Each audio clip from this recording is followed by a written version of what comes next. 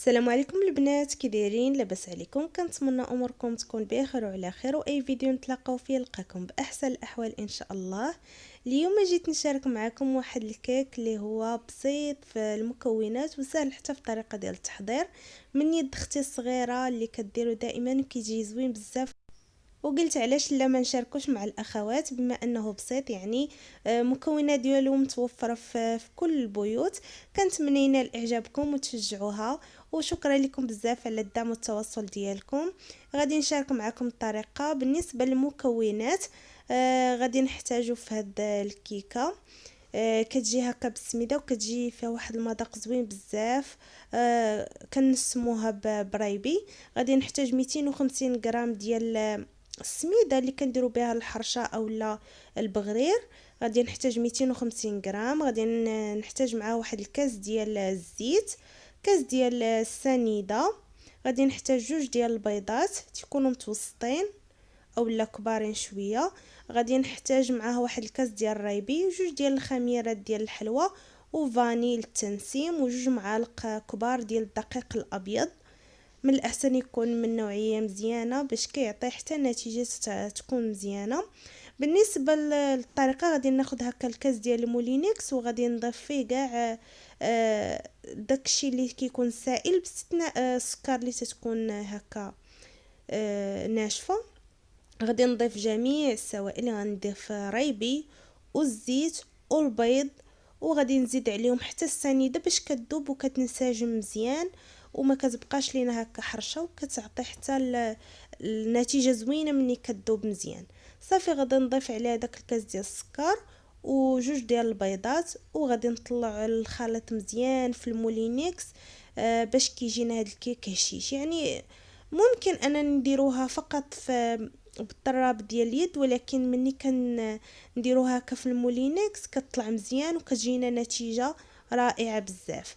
صافي، غادي نضيف هذوك جوج ديال البيضات وغادي نطلع كما قلت لكم الخليط مزيان في المولينكس حتى غادي يبان ليا ولا على شكل كريمه، يعني كيختار هذاك الخليط وكينسجم.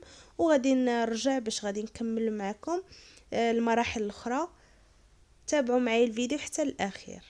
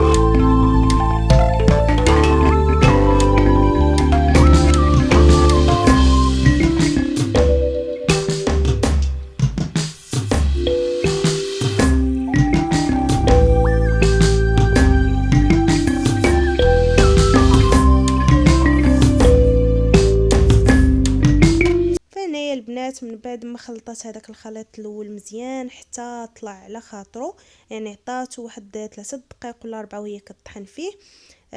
هنا وقفات الطحين وغادي تضيف هذاك النواشف السميده والدقيق فقط. غادي تخليهم ويطحنوا حتى هما مزيان حتى غادي ينسجموا لها مع الخليط. فهاد المرحله الا كانت المولينكس ما غاديش طحن ليا بسرعه هذاك الخليط، نخلط بواحد الملعقه حتى ينسجموا ليا عاد باش نديرها حتى الطحن باش كيجي الخليط هشيش ورطب.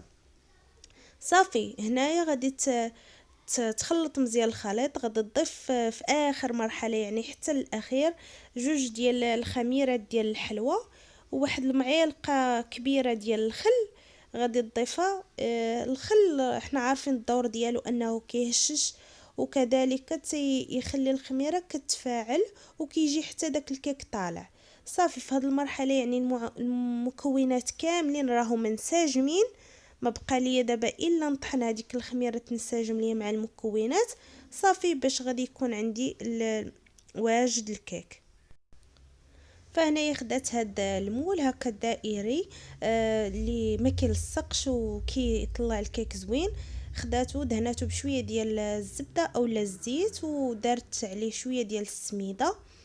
صافي هنا غادي تاخد هذاك الخليط ديال الكيك وغادي تكبو في هذاك في هذيك اللاطه اولا في هذاك المول.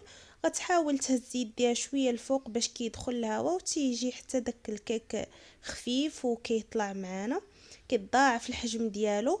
صافي غادي في هاد الاثناء راه دايره الفران كيسخن مزيان. ملي غتبغي تدخل الكيك غادي تنقص العافيه كتكون مهيله وكتخليها طيب على خاطرها يعني. مني تكمل واحد 10 ديال الدقائق نحاولوا نحلو على الكيك ونراقبوه. ندير ليها هكا شي موس ونشوف الا كان طلع الموس ناشف اولا كوردون راه يعني راه طاب مزيان. كنحمروا لها الوجه ديالها ونحاولوا راه بسرعه كتوجد معنا يعني بسرعه كطيب. كل وحده غادي تعرف القياس ديال الفران ديالها. نحاولوا ما نساوش عليها باش ما تخطفش لينا شويه في الطياب. صافي وهذا هو الشكل ديالو من بعد ما خرجتهم من الفران. كتجي هكا محمره وزوينه بزاف واخده واحد اللون زوين. صافي غادي نخليها حتى تبرد واحد شويه وغادي نساعدوها من الجوانب بشي موس اولا بشي حاجه تقلع شويه من الجوانب.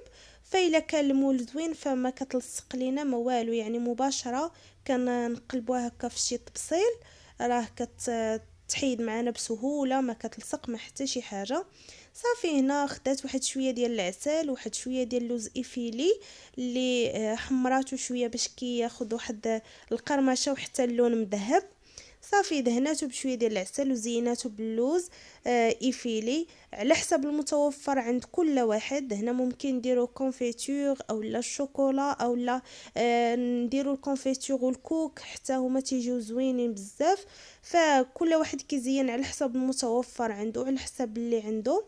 صافي في هذه المرحله راه بردات تماما وهي من الاحسن اننا ناخذوها وهي بارده يعني كتجي زوينه بزاف وكنذوقوها مزيان.